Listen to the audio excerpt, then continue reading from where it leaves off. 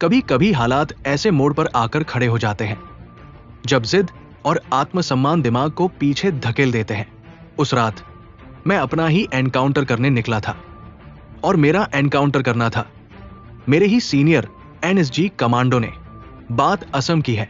उल्फा आतंकवादियों के आतंक और पैसा वसूली से चाय बागानों और खनिज खानों का बिजनेस बाधित हो गया था। इन्हें बचाने के लिए सेना को ऑपरेशन बजरंग छेड़ना पड़ा, लेकिन उल्फा चालाक था। उन्हें पता था कि सेना अनिश्चित काल तक जंगलों और गांवों में ऑपरेशन नहीं चला सकती, इसलिए उन्होंने अपने हथियार ग्रीज लगाकर पॉलिथिन में पैक किए और जमीन के नीचे गाड़ दिए। फिर शहरों और कस्बों में किराए के मकान लेकर आम नागरिकों की तरह रहने लगे। जैसा उल्फा ने अनुमान लगाया था, कुछ समय बाद बिना कोई खास उपलब्धि के ऑपरेशन बजरंग समाप्त कर दिया गया। सेना बैरक लौटी और उल्फा फिर से सक्रिय हो गया। सेना को दोबारा लौटना पड़ा और शुरू हुआ ऑपरेशन राइनो। लेकिन इस बार उल्फा ने नई चाल चली। उनके डेप्यूटी कमांडर ने आर्मी जनरल के सामने औपचारिक सरेंडर किया और एक नया ग्रुप बना दिया, सुल्फा, यानी सरेंडर्ड उल्फा। असल में ये उनकी रणनीति थी।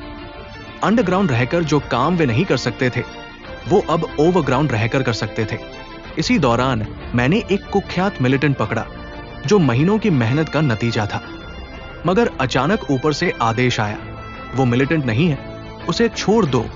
जनरल साहब सुल्फा कमांडर के रिकमेंडेशन पर यह कर रहे थे, क्योंकि हमें उसके पास से कोई हथियार बरामद नहीं हुआ था। मेरे कमान अधिकारी को भी उसके मिलिटेंट होने की मेरी बात पर यकीन था, इसलिए उन्होंने मुझसे कहा, जनरल साहब के हुक्म को तो मैं नहीं मोड़ सकता, पर अगर तुम इससे कोई हथियार निकलवा सकते हो तो ये न सिर्फ आर्म्ड मिलिटेंट सिद्ध होगा, बल्कि हमारे भविष्य के ऑपरेशंस में भी मददगार हो सकता है। मुझे उसके मिलिटेंट होने का पूरा विश्वास था, इसलिए मैंने ठान लिया किसी भी कीमत पर उससे हथियार निकलवाना है। यहीं से मेरी जिद ने जन्म लिया, खुद का एनकाउंटर करने की, और काम आया। एक पुराने ऑपरेशन में हासिल हुआ जंग खाया कट्टा, जिसे हमारे सीओ बेकार कहकर फिंकवाना चाहते थे, पर मैंने ऐसे ही मौकों के लिए संभाल रखा था। मैंने मिलिटेंट को वो दिखाते हुए पूछा, क्या इसे कभी आर्मी या पुलिस के पास देखा है तुमने?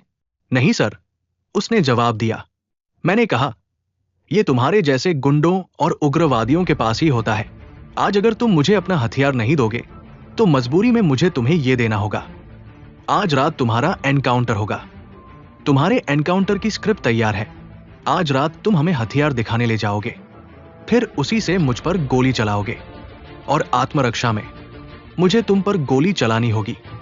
तुम अगर अपने मकसद के लिए जान पर खेल सकते हो तो मैं भी खेलने को तैयार हूं। एनकाउंटर को रियलिस्टिक बनाने के लिए एक गोली मैं अपनी बाजू पर खाने को तैयार हूं।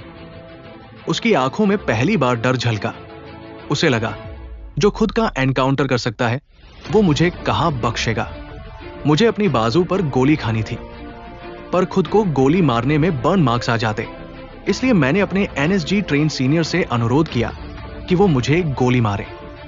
उनका निशाना अचूक था, इसलिए अपने जूनियर की बजाय मैंने उन्हें चुना।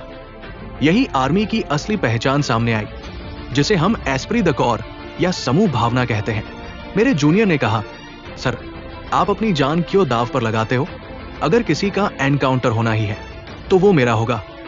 मेरे सीनियर भी पीछे नहीं रहे। उन्होंने कहा, चलो तीनों के नाम की पर्ची डालते हैं, जिसके नाम की पर्ची निकलेगी उसी का एनकाउंटर होगा। यही वो जज्बा है जिस पर सेना की नींव खड़ी है। चाहे कॉज छोटा ही क्यों न हो, अपने साथियों के लिए जान देने की होड़ लग जाती है। आखिरकार ये तय हुआ कि गोली हमारे एनएसजी कमांडो ही चलाएंगे। रात गहराती गई, मिलिटेंट का मानसिक तनाव भी बढ़ता गया। आधी रात जब हम उसे लेकर जंगल की ओर बढ़े तो वो टूट गया। आखिर उसने हार मान ली, रास्ता बदलवाया और हमें अपना छुपाया हथियार दिखाया, एक चमचमाती वेबली स्कॉट इंपोर्टेड पिस्तौल। हम सबने राहत की सांस ली। एनकाउंटर टल गया, वरना उस दिन मिलिटेंट के साथ मेरा भी एनकाउंटर हो गया होता। वो गोली अगर कुछ इंच भी मिस हो जाती तो मेरी जान तक जा सकती थी, या मेरा बाजू एम्प्यूटेट करना पड़ सकता था। आर्मी में रिस्क लेना तो आम है, पर आपके पागलपन में आपके साथी अपनी जान झोंकने को कूद पड़े, ऐसा सिर्फ इंडियन आर्मी में ही हो सकता है।